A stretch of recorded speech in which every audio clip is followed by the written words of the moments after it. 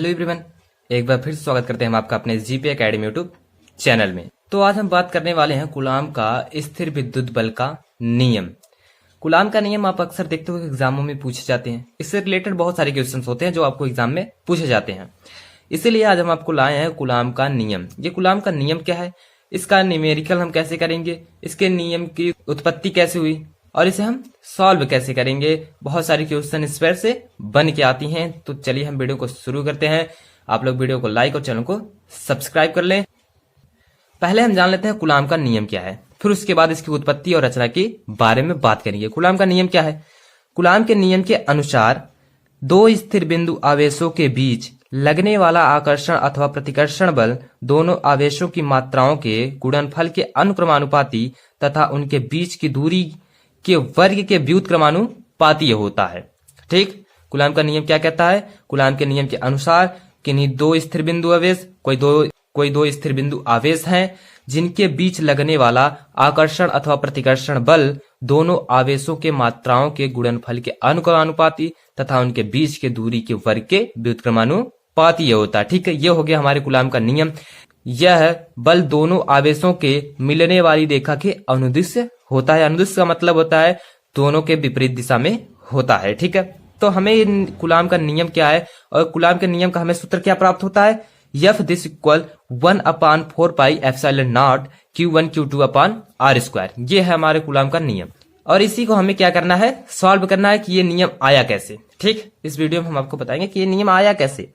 अब तो आपको एग्जाम में जब क्वेश्चन पूछते हैं कूलाम के नियम की सत्यापन कीजिए। अब कूलाम का नियम का सत्यापन आप कैसे करेंगे? कूलाम का फार्मूला लिख दिया और उसके बाद उनका कूलाम का जो नियम है उसे लिख दिया और उसके बाद फार्मूला लिख दिया, ये तो सत्यापन नहीं होगा। तो उसके लिए हमें जो ये फार्मूला दिया गया है इसी को हमें क्या करना है, सत्यापित करना कि ये फार्मूला आया कैसे।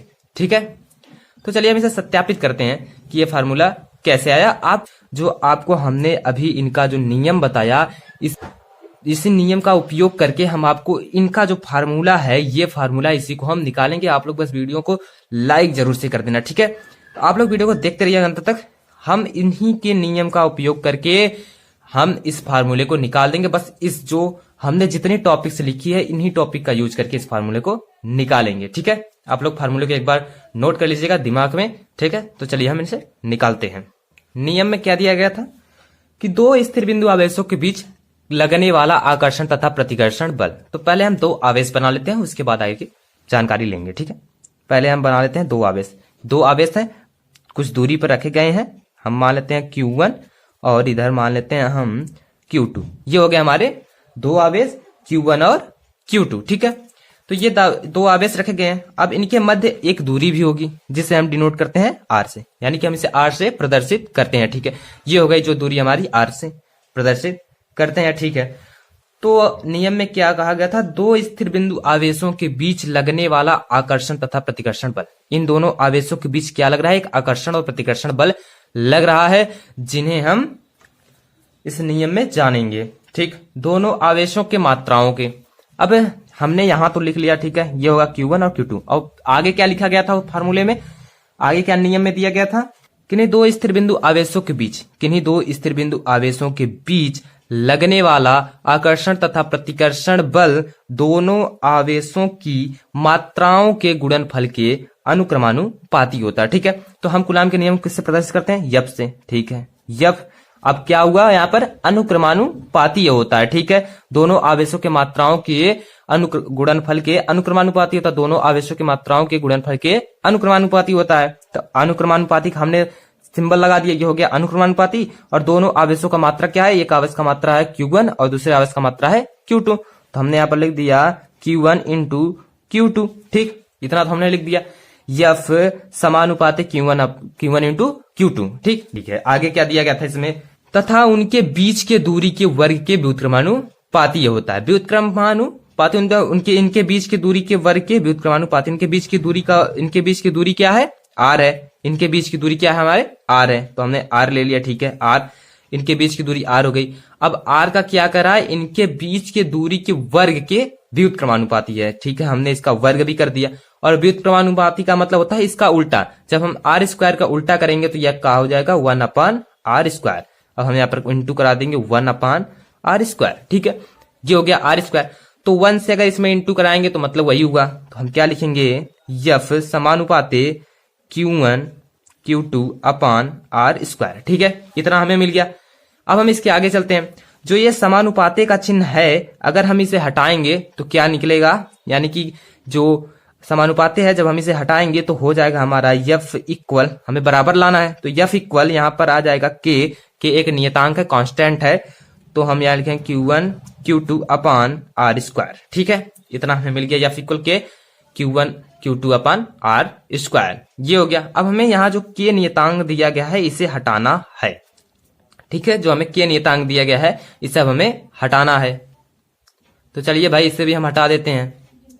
ठीक है, तो इसे हटाने के लिए हमें क्या करना होगा, यदि जो दोनों हमारे आवेश हैं वायु और निर्वात में स्थित हैं, तब हम यहाँ पर के के स्थान पे क्या लिखते हैं, के equal 1 upon 4 pi epsilon not. ठीक है, हम के स्थान पे क्या लिख देंगे, 1 अपान 4 पाई एप्सिलॉन नॉट लिख देंगे, तो हमें कूलाम का नियम जो है वो प्राप्त हो जाएगा। ठीक है, लिखते हैं हम लिखेंगे यहाँ पर F equal 1 upon 4 pi epsilon not Q1 Q2 upon R square. ये हो गया हमारे कूलाम का नियम।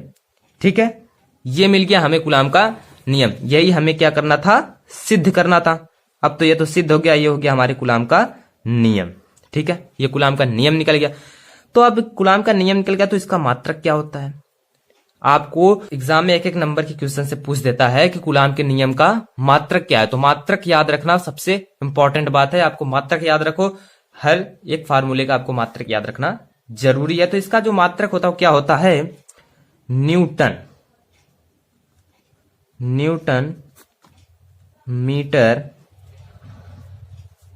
मीटर स्क्वायर पर कूलाम स्क्वायर।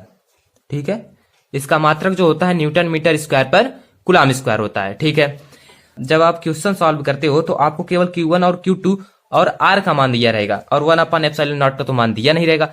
तो इसे हटाने के लिए आपको एक काम करना पड़ेगा, इसका भी एक मान होता है, उसका मान रख देंगे तो ये 1 अपान 4 पाई एप्सिलॉन नॉट हट जाएगा। ठीक है, तो चलिए हम बताते हैं इसका मान क्या होता है।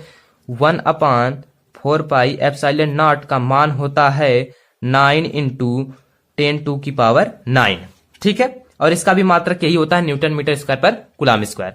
ये इसका मान होता है। जब आप क्वेश्चन सॉल्व करोगे तो वहां पर इसका मान आप उठा कर रख दीजिएगा और Q1 Q2 और R का मान रख देंगे, तो आपका जो क्वेश्चन है उसका आंसर आ जाएगा।